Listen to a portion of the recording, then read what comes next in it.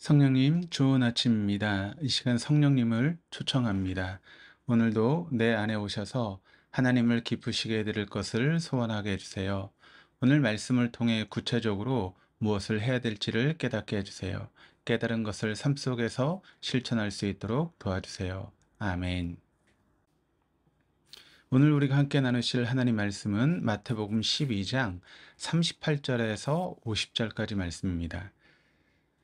우리가 가끔 사람들을 만나 이야기를 하게 됩니다. 그런데 사랑하는 사람을 만나 1시간, 그리고 나를 싫어하는 사람과의 10분, 이 둘 중에 어떤 시간이 길고 어떤 시간이 짧게 느껴지십니까?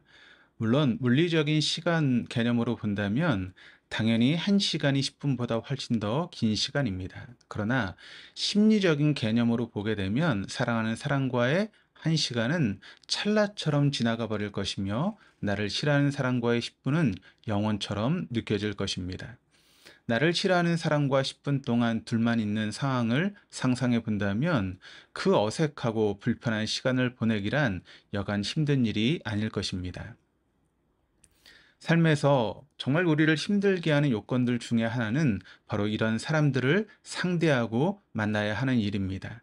세상에는 많고 많은 사람들이 존재하기에 내 마음에 맞고 성향이 비슷하여 다툼이나 충돌이 일어나지 않는 사람을 만나는 것이 아니라 늘 부딪히고 다툼이 일어나는 사람들도 만나야 합니다. 이런 사람이 가족이거나 직장 동료가 되었을 때에는 그 한 사람으로 인하여 가정과 직장이 무척이나 힘든 곳이 되어버립니다. 주님께서 이 땅에서 공생애를 보내시는 동안 주님 곁에는 주님의 말씀을 사모하는 마음과 주님을 향한 사랑으로 가득하여 따르는 사람들이 있는 반면에 적대적인 반응을 보이며 예수님의 실수와 허물을 발견하려고 따르는 사람들도 많았습니다. 특히 그 대표적인 사람들을 꼽으라고 하면 바리새인들과 서기관들이 있었습니다. 오늘 본문의 시작이 적대적인 감정을 품고 있는 바리새인들과 서기관들이 주님께 표적을 요구하고 있는 것에서 출발합니다. 바리새인들과 서기관들이 예수님께 표적을 요구하는 이유는 무엇일까요?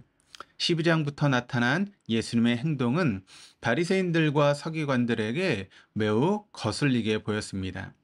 일을 하지 않아야 할 안식일에 밀 이삭을 잘라 먹는 행동이나 심지어 회당에서 손 마른 사람과 귀신 들려 눈 멀고 말 못하는 사람을 고치시면서 하나님의 성령을 힘입어 하는 것임을 말씀하시는 것은 적대자들에게 있어서는 눈에 가시였습니다. 본문 28절입니다.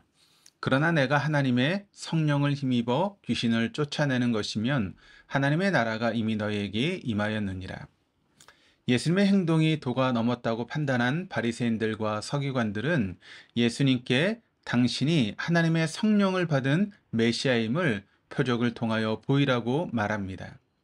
우리말 성경에는 매우 정중하게 표현되어 있으나 히브리어 문법상으로 표적을 요구하는 어구가 매우 능동적이며 공격적인 태도로 기록되어 있습니다. 그러니까 바리새인들과 서기관들이 이런 능동적인 태도를 보이는 이유는 정답을 알고 싶어 한다는 지적인 요구에서 비롯된 것이 아니기 때문입니다. 대적자들에게 예수 그리스도는 믿음의 존재가 아닌 사라져야만 하는 존재일 뿐입니다. 표적을 요구하는 근본 마음에는 예수 그리스도의 사역과 가르침에 대한 본질적인 불신을 의미하고 있습니다. 그 마음을 너무 잘 알고 계신 주님께서는 믿지 않는 자들을 향하여 악하고 음란한 세대가 표적을 구하나 라고 말씀하시며 탄식하십니다. 불신하는 이들에게 예수님은 요나의 표적 이야기를 하십니다. 이야기는 사실 12장에서 연속되는 말씀으로 예수님은 다윗보다 크시고 성전보다 크시며 요나보다 크시고 솔로몬보다 크시다라고 하는 그런 말씀입니다. 요나의 전도를 듣고 니느웨 사람들은 회개하였으며 솔로몬의 지혜를 듣고 남방 여인은 먼 곳에서 직접 방문하였고 지혜에 감탄하였습니다. 그러나 요나보다 크시고 솔로몬보다 지혜로우신 주님께서 전하는 복음의 유대인인 바리새인과 서기관들은 회개하지 않습니다. 오히려 예수님을 향해 바알세불을 심는 자로 모험하는 등 예수님의 구속사역을 대적하고 있습니다. 이는 마지막 때 이방인들보다 바리새인과 서기관들이 더 큰 심판을 받게 될 것을 보여주고 있습니다. 믿지 않는 바리새인들과 서기관들에게 예수님이 하시는 평가는 이어지는 귀신 들린 자의 이야기에서 찾을 수 있습니다. 더러운 귀신에 들린 사람은 곧 당시 유대인들의 심각한 영적인 상태를 의미합니다. 더러운 귀신이 쉴 곳을 찾지 못하고 찾아온 곳은 꼼꼼하게 청소되고 수리되었으나 아무도 살지 않는 빈집이었습니다. 그 상태가 바로 더러운 귀신이 찾는 상태임을 알게 됩니다. 당시 유대인들은 포로에서 귀환한 후에 에스라와 느헤미야를 중심으로 우상 숭배적인 요소를 배격하는 등 성공적인 종교 개혁을 하였습니다. 그러나 세월이 흐르면서 종교 개혁의 열기는 점차 식어지고 바리새인을 중심으로 율법적인 요소들만 강조하게 됩니다. 이는 마치 집이 청소되고 수리되었으나 그뿐인 것을 말합니다. 청소되고 수리된 집에는 주인이 살아야지만 주인이 거주하지 않는다면 어떻게 되겠습니까? 우리의 영적인 상태가 청소되고 수리되는 것도 중요하지만 주인 대신 하나님이 거하지 않는다면 그 집은 악한 영이 깃들기 좋은 장소일 뿐입니다. 본문 45절에서 주님은 악한 귀신 7이 들어가 거하는 상태가 지금 이 시대임을 말씀하고 계십니다. 45절 말씀을 보시면 이에 가서 저보다 더 악한 귀신 7을 데리고 들어가서 거하니 그 사람의 나중 형편이 전보다 더욱 심하게 되느니라. 이 악한 세대가 또한 이렇게 되리라. 그렇다면 누가 하나님을 주인으로 우리의 마음에 모실 수 있습니까? 본문 46절부터 예수님께서 가족의 개념을 재확인하고 계십니다. 같은 본문이 기록된 마가복음에 의하면 지금 예수님을 찾아온 가족들은 예수님을 미쳤다고 생각하여 대중의 이목이 없는 곳으로 데려가려고 했을 것으로 추정됩니다. 마가복음 3장 21절 말씀, 예수의 친족들이 듣고 그를 붙들어 나오니 이는 그가 미쳤다 하밀러라. 바리새인과 서기관들은 물론이거니와 예수님의 가족조차도 주님을 미쳤다고 생각하는 상황 속에서 다수의 생각에 편승되지 않고 지금 예수님과 함께 있는 사람들은 믿음과 순종으로 반응하는 사람들이었습니다. 그들에게 주님은 말씀하셨습니다. 오늘 본문 49절입니다.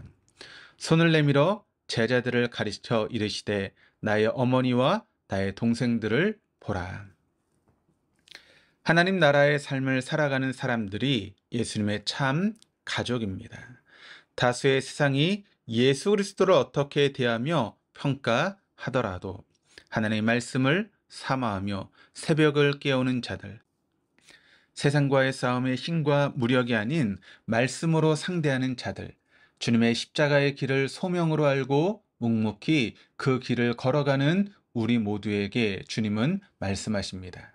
나의 어머니와 나의 동생들을 보라. 바리새인과 서기관들은 자신들이 중심이 되지 않으면 흐트러뜨리고 무너지게 만들었습니다. 율법에 근거하여 나름 청소하고 수리는 하였을지 몰라도 주인 대신 하나님을 잃어버린 큰 실수를 범하고 말았습니다. 그래서 하나님의 아들이신 예수 그리스도를 볼 수 없었습니다. 내 마음의 주인은 누구이십니까? 나는 누구의 명령을 따르고 있습니까? 우리 모두는 하나님 아버지의 참 가족이 되어 아버지의 뜻을 겸손히 구하며 요나보다 크시고 솔로몬보다 지혜로우신 주님의 말씀으로 하루를 살아갈 수 있는 저와 여러분 다 될 수 있기를 주님의 이름으로 축원합니다. 기도하시겠습니다. 우리를 자녀 삼아 주시고 믿음으로 인도해 주시는 하나님 아버지, 오늘 하루의 시작을 말씀으로 열게 하시니 감사합니다. 두려움 많고 염려가 떠나지 않는 우리를 영원하신 말씀으로 인도하여 주시고 아버지 하나님의 뜻으로 인생을 살아가는 참 하나님의 가족이 되게 하여 주옵소서.